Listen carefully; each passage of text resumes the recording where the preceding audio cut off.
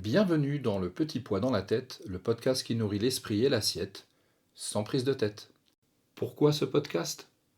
Pour vous accompagner vers une relation plus sereine avec l'alimentation, loin des promesses creuses, des régimes miracles et des solutions toutes faites qui ne fonctionnent pas. Ici, on parle vrai, on parle humain et surtout, on parle de votre réalité.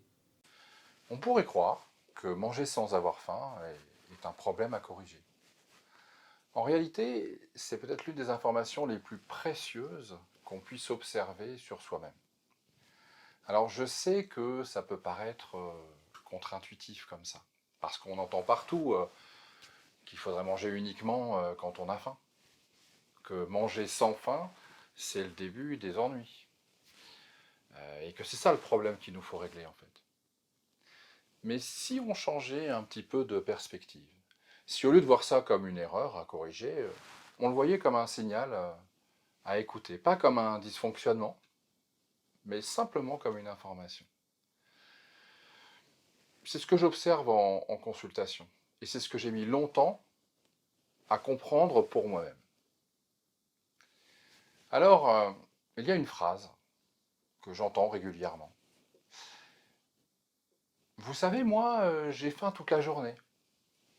J'ai faim tout le temps. Et quand j'entends cette phrase, je ne corrige pas, je n'explique pas, j'écoute. Parce que derrière cette phrase, il y a souvent quelque chose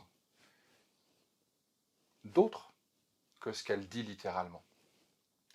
Et ce que ces patients décrivent la plupart du temps, ce n'est pas de la faim en fait, c'est l'envie de manger. Ce n'est pas la même chose. Ils n'ont pas faim tout le temps, ils ont envie de manger toute la journée. Et la faim, c'est une sensation physique, c'est quelque chose qui se passe dans le corps. Un creux au niveau du ventre, parfois un gargouillis, chez d'autres ça va être un serrement de gorge, au niveau de la gorge, au niveau de l'œsophage. D'autres vont avoir un afflux de salive. Parfois même un léger mal de tête ou une sensation un petit peu cotonneuse qui ressemble quand même pas mal aux symptômes d'une hypoglycémie. Et c'est ça la faim. C'est corporel, c'est une sensation physique. Alors que l'envie de manger, c'est différent. C'est un état mental, de l'ordre de l'appétit, du désir. On a envie de quelque chose. Alors que le corps, lui, ne réclame pas forcément d'énergie à ce moment-là. Et quand un patient me dit j'ai faim tout le temps, ce que j'entends en fait souvent derrière, c'est aussi une forme de culpabilité. Le sentiment de ne pas être normal, de ne pas fonctionner comme il faudrait. Comme si avoir envie de manger en dehors des repas était une anomalie, un défaut à réparer. Alors qu'en fait, personne ne se force à manger. Personne ne dit oh, j'ai de l'appétit ou oh tiens, j'ai pas envie d'avoir d'appétit. Et cette envie, elle peut venir de plein d'endroits différents. Bien sûr, de la faim, d'un besoin énergétique, mais de plein d'autres choses. Manger sans ressentir cette sensation physique de faim, ça arrive du coup. Ça arrive même souvent. Et encore une fois, ça n'est pas un problème. C'est une information. Parce que on ne mange pas que pour répondre à un besoin énergétique. Ce serait tellement simple si c'était le cas. Mais on n'est pas des machines. On n'est pas des robots qu'on recharge quand le voyant s'allume. Il y a ce qu'on appelle la régulation énergétique. Manger parce que le corps a besoin de carburant, de calories. C'est la faim au sens strict. C'est le signal que j'ai brûlé toutes les calories du repas précédent. Et puis il y a la régulation émotionnelle. Encore une fois, une parmi tant d'autres. Manger parce qu'on a ressenti quelque chose, une émotion, agréable ou désagréable. Une fatigue après une longue journée, une tension, une pause dont on a besoin. Ou de la joie. Cette même émotion, chez la même personne, peut parfois conduire à aller prendre l'air, à faire du jardinage, et pourquoi pas d'ailleurs faire du ménage pour se vider la tête. Et parfois, cette même émotion nous conduit vers le placard ou le frigo. Et ce n'est pas un bug, c'est une régulation. Le corps, ou plutôt l'ensemble corps-esprit, parce qu'on ne peut pas vraiment les séparer, cherche à retrouver un équilibre. Et parfois, la solution, c'est de manger. Ce qui est frappant, c'est à quel point cette idée est difficile à entendre, parce que on a tellement entendu le contraire. Il ne faut pas manger ses émotions, il faut trouver autre chose, bois un verre d'eau, va faire un tour.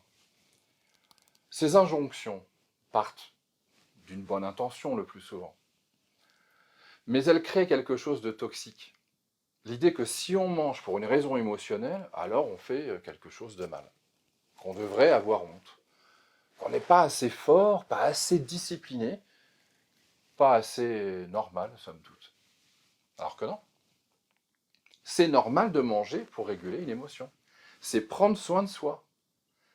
C'est pas une faute. Alors ce que je vous dis là, je n'ai pas toujours pensé, loin de là.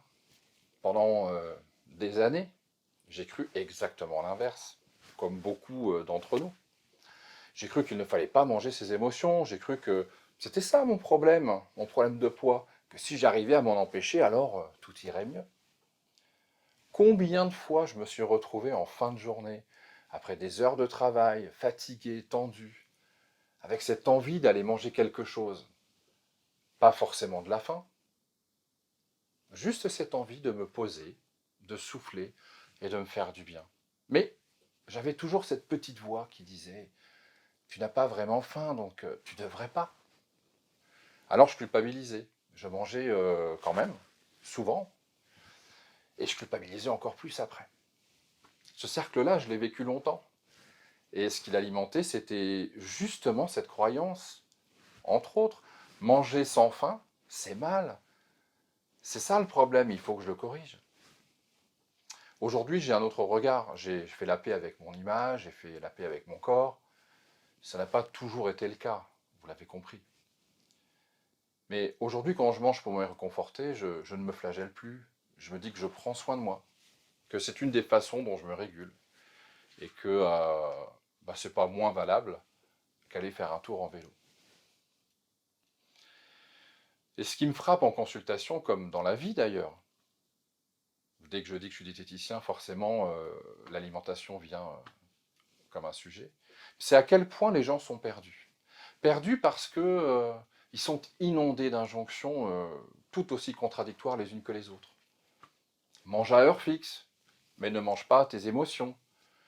Fais-toi plaisir. Compte tes calories. Arrête de compter.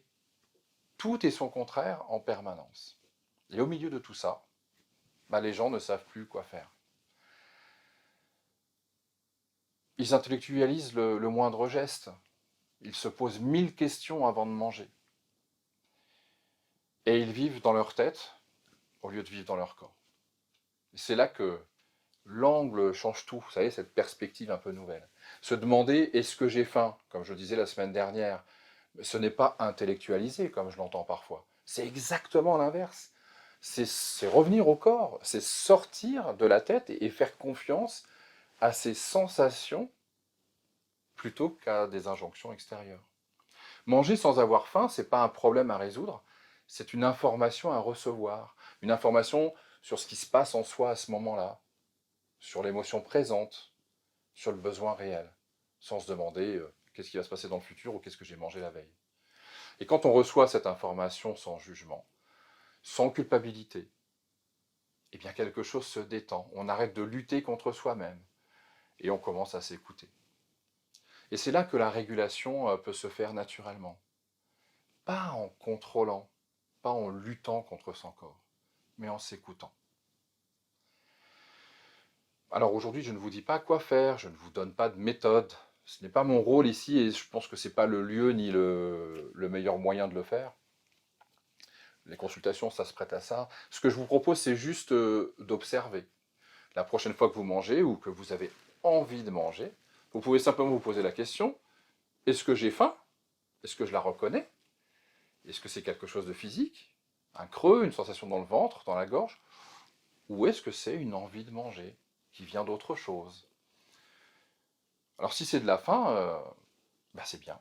Et si c'est autre chose, une émotion, un besoin différent, c'est bien aussi. Dans les deux cas, ce n'est ni bien ni mal, c'est une information sur vous, sur ce moment, sur ce qui se passe. Rien de plus et rien de moins. Alors si vous préférez recevoir ces réflexions par écrit, sachez que j'envoie une courte lettre chaque semaine et il suffit de s'inscrire sur le lien que je mets en description. Je vous remercie pour votre écoute et je vous dis à très bientôt.